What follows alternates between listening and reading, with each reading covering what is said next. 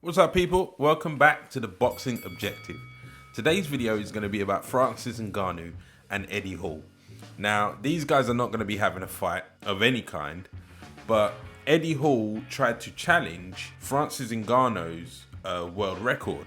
Francis Ngannou holds the world record for the hardest recorded punch. It was recorded in human force and it was 129,161. Right?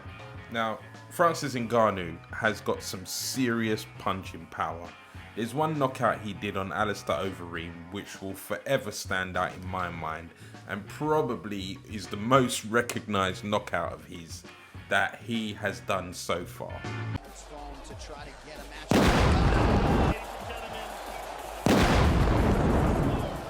Jeez, I mean, what can I say?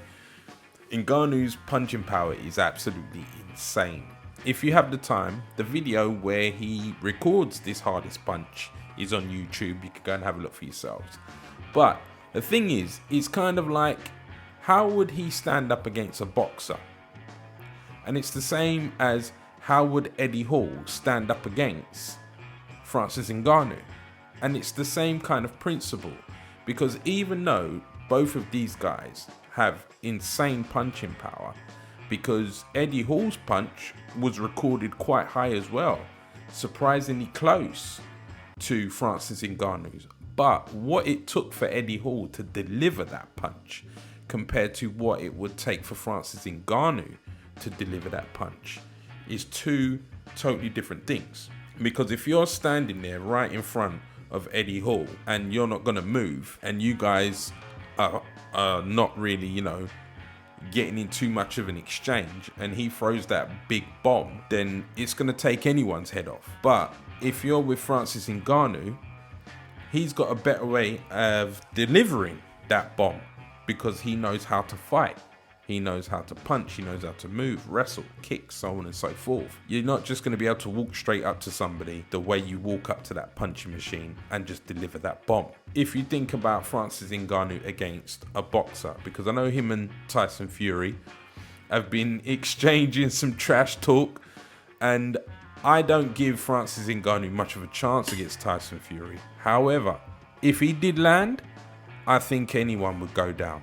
I think Ngannou would drop anybody, but it's whether or not he has the skill to deliver that bomb. It's a hard bomb from both guys, Eddie Hall and Ngannou, but would they be able to pull it off? That's the question. Now, Eddie Hall is planning on having a boxing match with his longtime strongman rival, known as the Mountain. Now, I'm not sure when this fight is actually going to happen. I think they plan to do it before the international crisis of 2020, and I'm not sure if it keeps on getting pushed back for a specific reason. Maybe they want more time to prepare. The Mountain recently had, I think, his first professional debut, and it was not a great looking fight, but noticeably both Eddie Hall and the Mountain are dropping a lot of weight, a lot of muscle mass, and it's simple. Your body mechanics, you're not going to be able to move as freely carrying around all that muscle. Now, a lot of people talk about Anthony Joshua and how robotic they claim he is.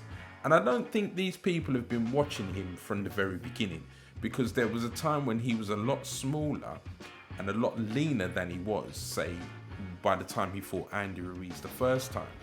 And since fighting Andy Ruiz the second time, he's focused more on boxing and being more agile and flexible. There's a noticeable difference in his muscle mass, his size and everything. And I'm going to do a video covering the training camp that AJ and Usyk are having. And I will give you a comparison of what differences AJ has made in his physique and his flexibility and agility and stuff.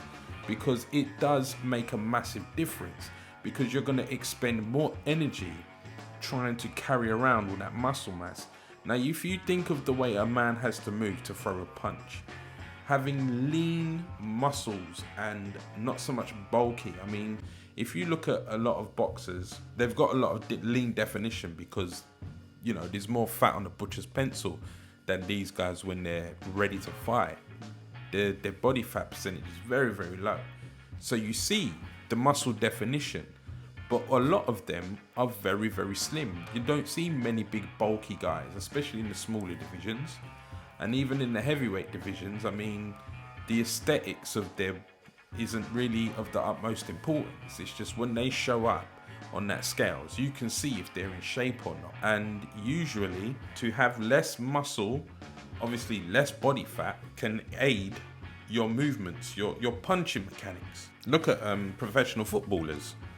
A lot of them are not really bulky, you know, got a lot of muscle. A lot of them are quite lean, quite slim, but having like really strong legs, because that's kind of, you know, what they need to be running around for 90 minutes. Carrying around too much muscle, it's not going to do your cardio any good, because you're just going to get tired quicker regardless of how fit you are. So it's kind of a thing where, let's say for example, you went out to a bar with your girlfriend and you guys are standing there having a good time. Somebody slaps your girl on her backside and you turn around. Who would you rather was standing there? Would you rather it was Eddie Hall or Francis Ngannou? Because personally, I'd prefer it be Eddie Hall, because I might have a chance. Because this guy, he might not be able to catch me, right? Because I might be a little bit quicker. And if he grabs me, then maybe I'm finished. But I feel like I'd have more of a chance with Eddie Hall than with Francis, because Francis knows how to fight. Not only is he strong, he's got skills. So there is a lot of a difference. But when a guy is that big, I mean, he can throw a hard, heavy hitting punch with very little effort, you know? I mean, a body blow from him would probably, oh my lord. A bigger guy is just naturally gonna have heavier hands, you know, he's got all that weight to put behind it. But yeah, I think it's down to skill. I mean, even if that person who slapped your girls behind, if you turned around and it was Gennady Golovkin, I think you'd be like, oh, sugar. I'm in trouble. I'd be more worried if it was Golovkin than if it was Eddie Hall, because I know I'm probably going to get punched pretty damn hard multiple times. So yeah, I mean, the bigger guys, I don't know. I think if you could withstand the pressure early on, it's just a matter of time before a bigger guy that size gets really tired. And then, you know, that's when you go to work on him. That's how I would fight a guy of that size anyway. But who knows? So if the fight between Eddie Hall and the Mountain actually happens, I mean, this is going to be like King Kong versus Godzilla. There's going to be some big, heavy hands flying around. And judging by what I've seen, I'm going to give Eddie Hall the nod on that. He looks like the better boxer. And I think he's, he looks like he's the one with that little edge due to having a bit better skill. But again, man, credit to these guys for being brave enough to step between the ropes. I mean, their rivalry has gone on through multiple strongman competitions, and you know, the rivalry is real between them. And for them to decide to go and step between the ropes in front of the world and fight it out, you know, hats off to them. Full credit to these guys. My advice is, you know, neither of you step in there with Francis Ngannou, because that ain't gonna end well. All right. But anyway, that's all I got to say on this subject. I really do appreciate all the support so far. Feel free to follow me on the Boxing Objective on Instagram. As you know, I'm giving away some boxing related prizes at the 200 subscriber mark. So if you hasn't, please subscribe, like, leave a comment to be entered into the competition, and I'll catch you guys on the next video. Peace.